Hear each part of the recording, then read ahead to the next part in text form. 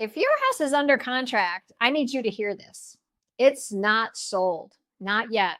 There's a phase almost every seller misunderstands, and it's one of the single biggest reasons deals fall apart and sellers end up giving away thousands of dollars that maybe they didn't have to.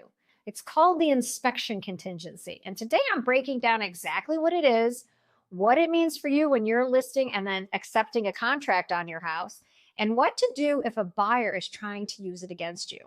I'm Kristin Borostyan. I specialize in listings in the Northern Virginia and Richmond area. I'm with eXp's luxury division, and I work with sellers who are ready to list, but maybe they don't know where to start. They have a few things that maybe need fixing or updating. They want to get the home ready for the market, and they want to get it sold so they can move on, and they want to sell it to the right buyer for the right price. So if you're thinking of selling, like or subscribe or leave a comment so I can answer any questions that come up. But for now, I want to talk about what actually happens after you accept an offer and you have an inspection contingency on that offer. So when a buyer makes an offer and you accept it, your house goes under contract. But here's what a lot of misconception may be and sellers don't realize is they think the house is sold. They think the buyer has bought the house, but the buyer hasn't bought your house yet. What they've actually done is taken it off the market so no one else can buy it while they decide if they really want it. That's what contingencies are for. They're built-in opportunities for the buyer to essentially back out completely penalty-free if certain conditions aren't met. And today I want to focus on the one that causes probably the most stress for sellers. It is the inspection contingency because somebody's going through your house and telling you all the things that are wrong. And the inspection contingency gives the buyer then the right to have your house inspected, usually within a set number of days after it goes under contract. What the buyer does is they go out and they hire a licensed professional inspector, typically running from like $600 to $1,000, $1,200. And that person and them and their agent are going to spend several hours in your home with a fine-tooth comb. And here's the thing. The inspector's job is to find problems. That's literally what they're paid to do. They're going to write up a report listing everything in that house from missing a GFCI outlet to maybe some issues with the roof or something else that may be amiss. And it can look alarming when you first see it. I've seen sellers have a little bit of anxiety when they're reading these reports.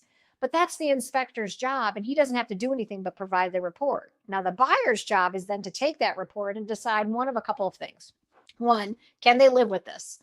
Do they want to negotiate over it? Or is there too many things on here and they're going to walk away? And those are their choices. Now, here's where I kind of want to slow down because this is the part that trips up a lot of sellers that I work with. Many buyers will use this contingency because the house has a lot of inspection items or it failed the inspection, and they use it as a tool to renegotiate the price. They'll come back asking for a price reduction or a credit or some other things. And sometimes for those things that might be completely normal for wear and tear for the age of the home. And here's what I tell my sellers. This is not the time to renegotiate your price. We've already negotiated the price in the offer. You agreed and they agreed on a number that reflected the condition of your home as it was. The inspection period exists to address legitimate issues that have come up. We definitely want to address health and safety issues, any material defects, things that genuinely affect the value or livability of the home. This is not a time to go for a second round of price negotiation disguised as a repair request. That doesn't mean you say no to doing those things. It means you respond strategically, not emotionally. So what should you do when the report comes in and the repair is in your inbox and you're like, okay, here we go? First, don't react immediately. Read it over. Let your agent, someone like me, help you separate what are real issues from what are cosmetics or other nitpicky kind of things.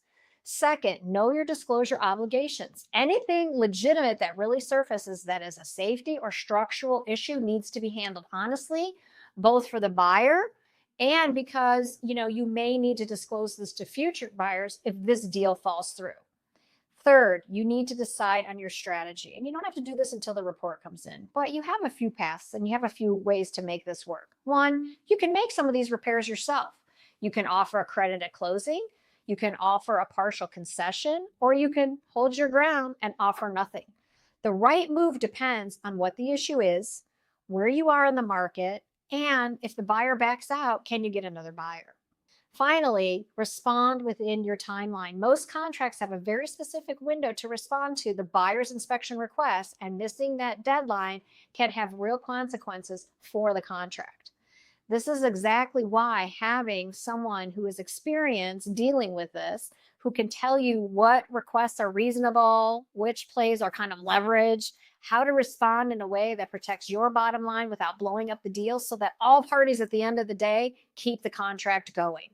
So what if, after all of this, you have the buyer that decides they want to cancel the whole contract during the inspection contingency? Because they have the right to. They can cancel as long as it's within those days, and it's usually penalty free for them. They get their earnest money back, and most likely, you're going to have to put it back on the market. It's frustrating, but that's how the contract is designed to work. When your house goes back on the market because it fell out of contract, you're going to have to decide how you're going to do some things. And depending on what the disclosures are that came up in that report, you're going to have to figure out, do I have to fix these things? Do I have to give a concession? Do I have to disclose this?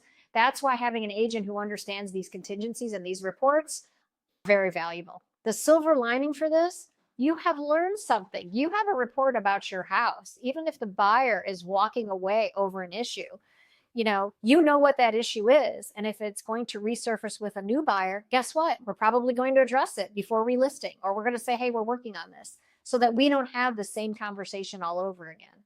We make sure that the next contract goes through. The inspection contingency can feel scary because it feels like the deal could fall apart at any moment. And honestly, it can, because we're talking about issues in the house. But when you understand what it actually is and what it isn't, it's not a negotiating tool for price. You can navigate it with confidence instead of panic.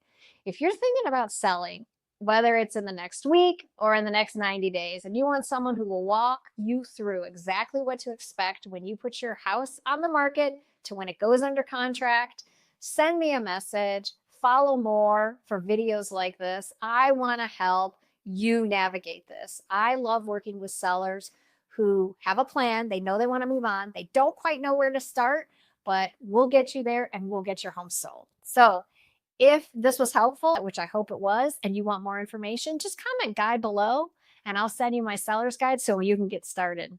Have a great day.